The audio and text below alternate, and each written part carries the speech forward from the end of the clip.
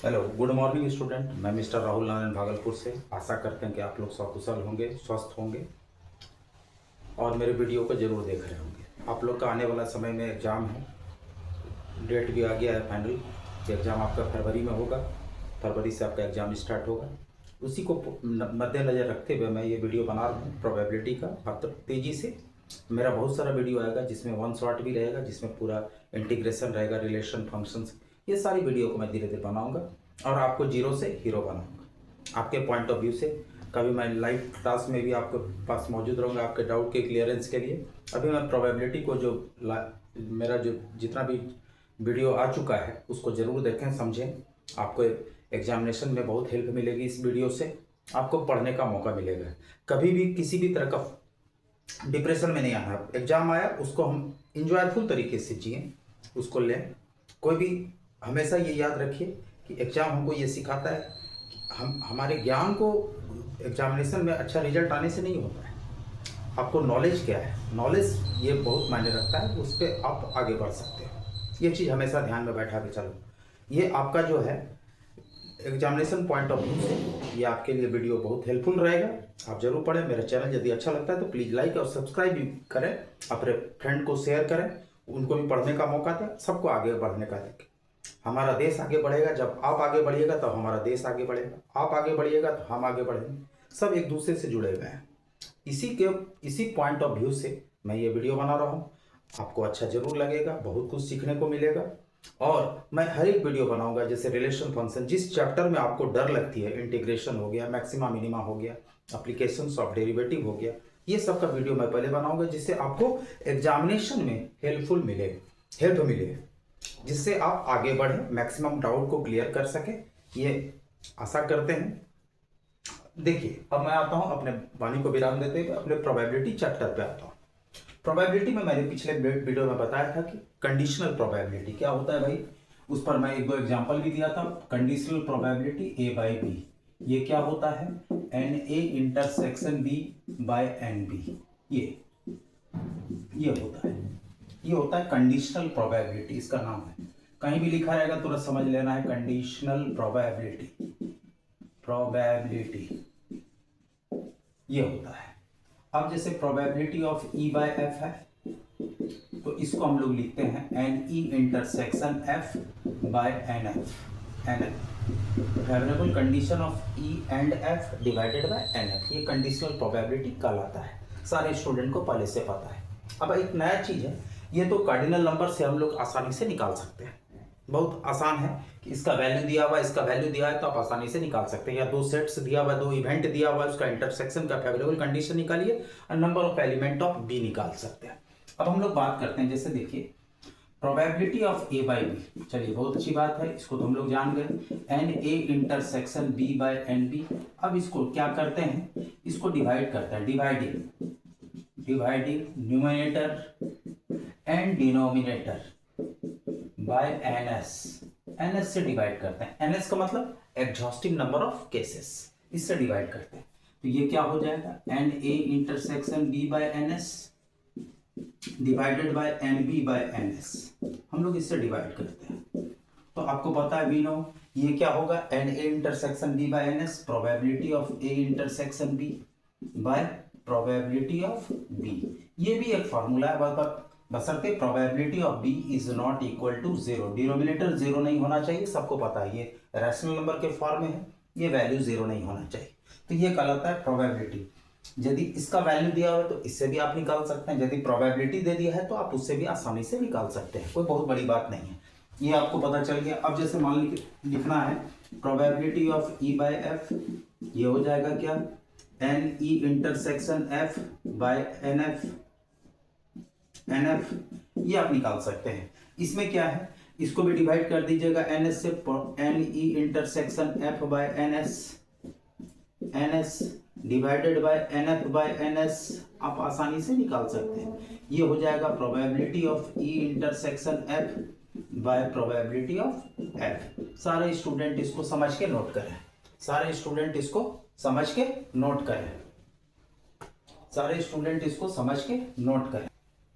तो अभी हम लोगों ने पढ़ा कि प्रोबेबिलिटी कैसे निकाला जाता है भाई। तो प्रोबेबिलिटी के लिए, कंडीशनल प्रोबेबिलिटी के लिए दो फार्मूला है। पहला तो है क्या भाई, n A intersection B by n B, और दूसरा क्या होता है भाई, probability of A intersection B by probability of B. ये दो फार्मूला यूज होता है। यदि इसी को हम उलट देते हैं, रेसिप्रोकल कर देते हैं, तो probability of B by A, conditional probability N A intersection B by N A, इससे भी निकाल सकते हैं, या probability of A intersection B by probability of A. सारे स्टूडेंट इसको समझ रहे हैं। इससे रिलेटेड भी क्वेश्चन सब आता है, आप आसानी से बना सकते हैं।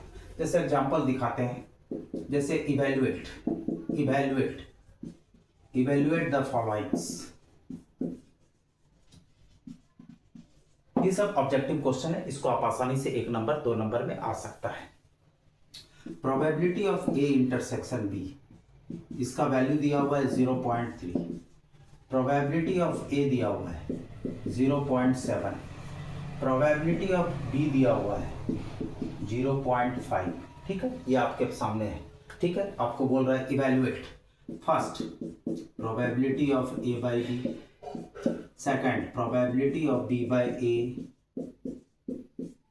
तीसरा प्रोबेबिलिटी ऑफ ए और बी, प्रोबेबिलिटी ऑफ ए और बी आप आसानी से निकाल सकते हैं। बहुत सारा क्वेश्चन कर सकता है, पर इस 3 क्वेश्चन को देखें, ये सब ऑब्जेक्टिव क्वेश्चंस है।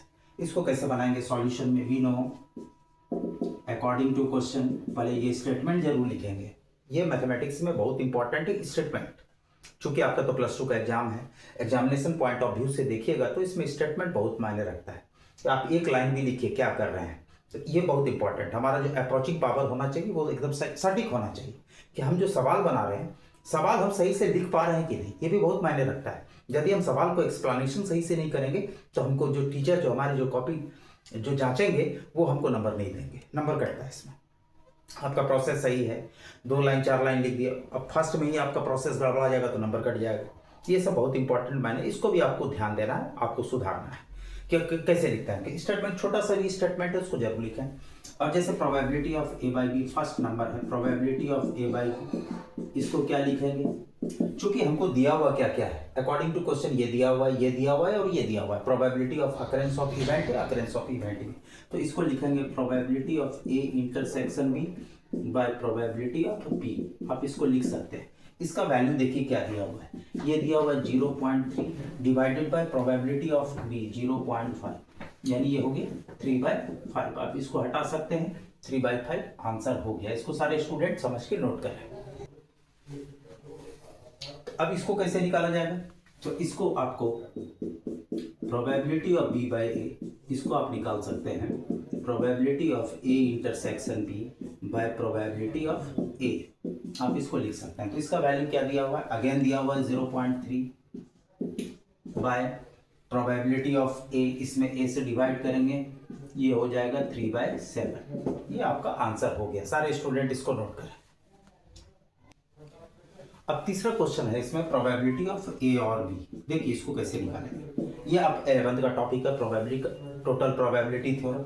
प्रोबेबिलिटी ऑफ ए और बी आप इसको निकाल सकते हैं, इसी को लिखते हैं probability of A union B.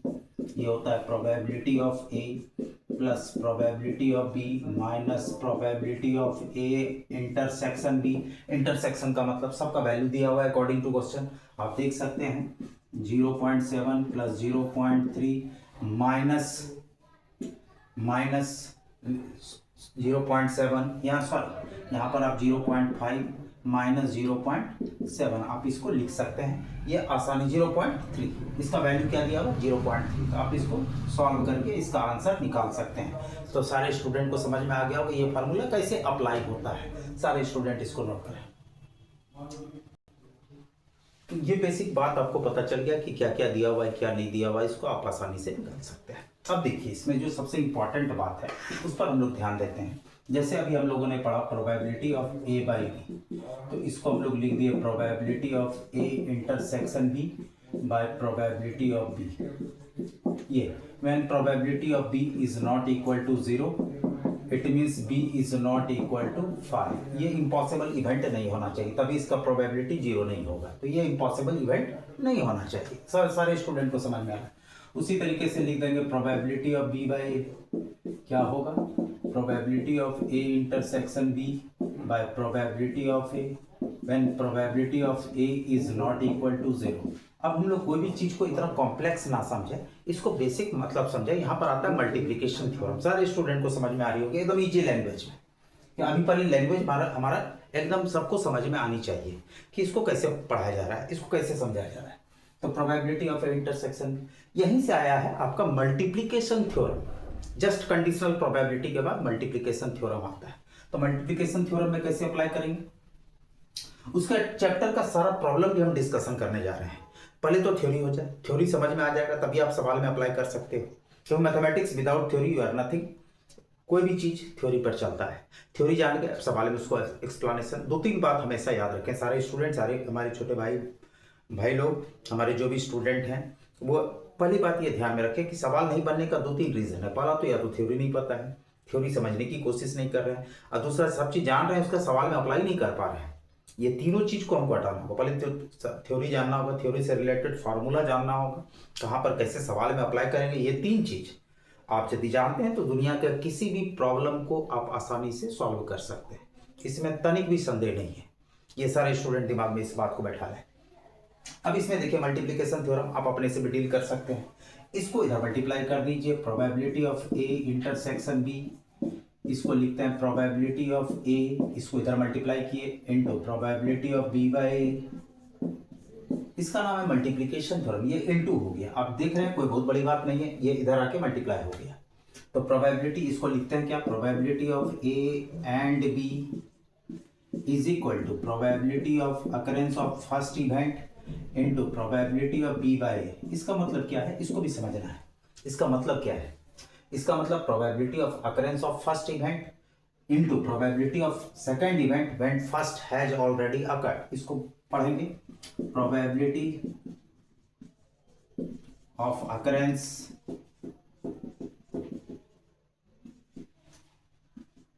Of event A into probability of occurrence of event B when event A has already occurred। सारे स्टूडेंट इसको पहले समझ के नोट करें। किसी भी तरह का कंफ्यूजन ना होना चाहिए कि कैसे ये मल्टीप्लिकेशन थ्योरम कैसे लगेगा। तो जैसे कोई भी 2 इवेंट है, अभी 2 इवेंट आप ऐसे निकाल सकते हैं। इंटरसेक्शन का मतलब एंड होता है, यूनियन का मतलब और होता है। ये हम पिछले वीडियो में भी इसको बता चुके हैं। तो इसमें क्या कर रहा है मल्टीप्लिकेशन थ्योरम, आपको कैसे दिमाग में आया ना वो चीज हम बता रहे हैं। प्रोबेबिलिटी ऑफ फर्स्ट, कौन है फर्स्ट, पहले A, probability of A into probability of second when first has already occurred, probability of second event when first has already occurred, यानी probability of B by A। Clear, कितना आसान है। इसी को बोलते हैं मल्टीप्लिकेशन थ्योरम। इसी का नाम है मल्टीप्लिकेशन थ्योरम, इसी का नाम है। कोई बहुत बड़ी चीज नहीं है। अब जैसे 3 इवेंट रहेगा तो वो आप आसानी से निकाल सकते हैं। देखिए कैसे, 3 इवेंट के केस में 3 इवेंट, जैसे probability of A intersection B intersection C, यहाँ पे 3 इवेंट है A B C, there are 3 events. तो इसको इसमें मल्टीप्लिकेशन थ्योरम कैसे लगाइएगा, आसानी से probability of first into probability of second when first has already occurred into probability of third when first two has already occurred, यानी probability of C by A intersection B. कितना आसान है, देखिए कितना आसान है सर। सारे student, probability of first event into probability of second when first has already occurred B by A, conditional probability, into probability of third event when first two has already occurred. कितना आसान है, so simple. सबके दिमाग में आ गया होगा। 4 event में आप लगा सकते। इसका नाम है multiplication theorem of 3 events at the same time. 4 event के केस में A intersection B intersection C intersection D, जैसे 4 इवेंट है तो आप अपने से भी फार्मूला निकाल सकते हैं। क्या लिखेंगे, सबको समझ में आ रहा है? Probability of A into probability of second when first has already occurred B by A into probability of third when first two event has already occurred C by A and B into again into probability of fourth when first three has already occurred, probability of D when A intersection B intersection C। कितना आसान है multiplication theorem आपको। अब इसको generalise कर देते हैं, जैसे एन इवेंट रहेगा तो उसमें मल्टीप्लिकेशन थ्योरम किस तरीके से अप्लाई होगा। देयर आर एन इवेंट्स के केस में मल्टीप्लिकेशन थ्योरम किस तरीके से अप्लाई होगा।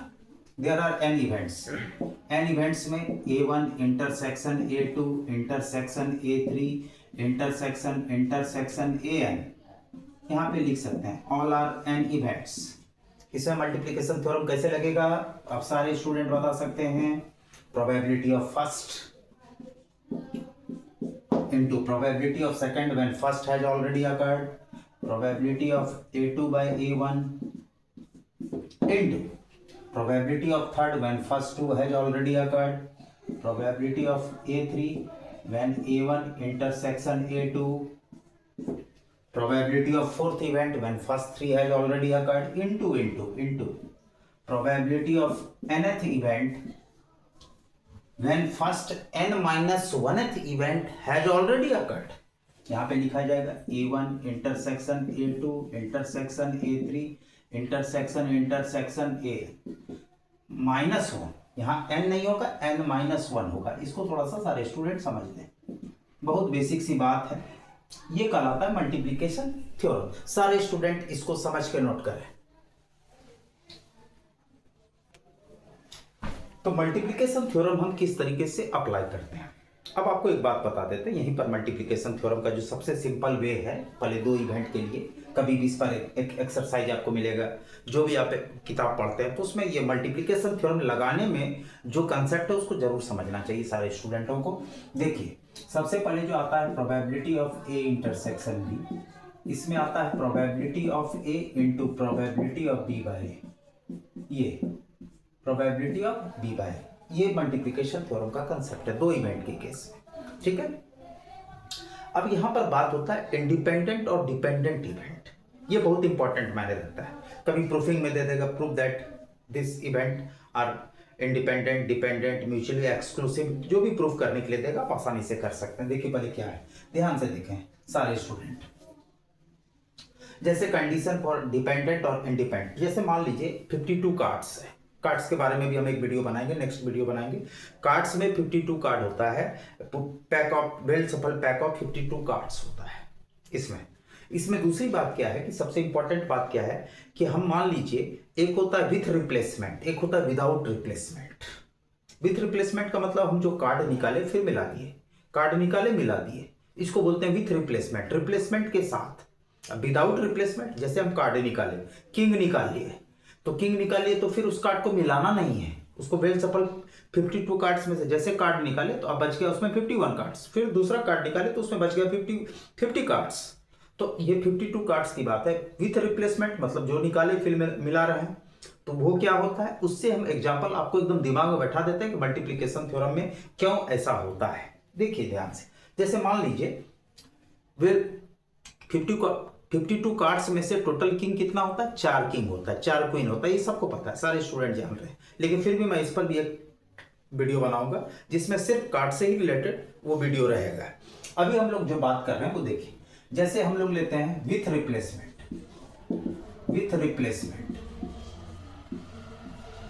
तो आपको वर्ड से ही क्लियर हो रहा है विथ रिप्लेसमेंट का मतलब निकाले मिला रहे हैं। तो इसमें मान लीजिए हम 4 किंग निकाल रहे हैं, तो उसमें मल्टीप्लीकेशन थ्योरम कैसे निकालेंगे वो देखिए।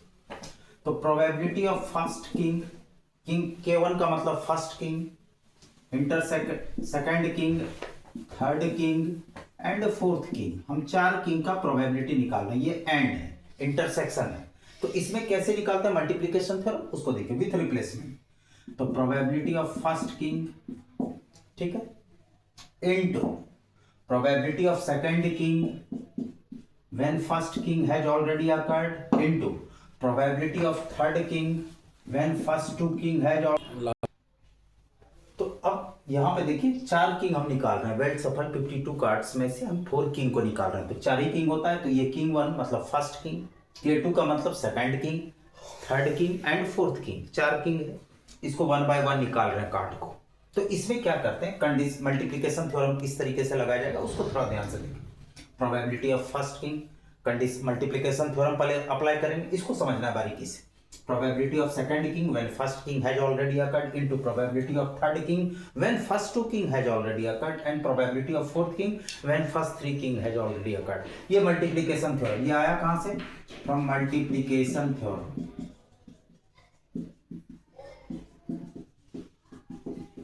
अब देखिए एक कार्ड 4 किंग होता है, टोटल कार्ड कितना होता है 52।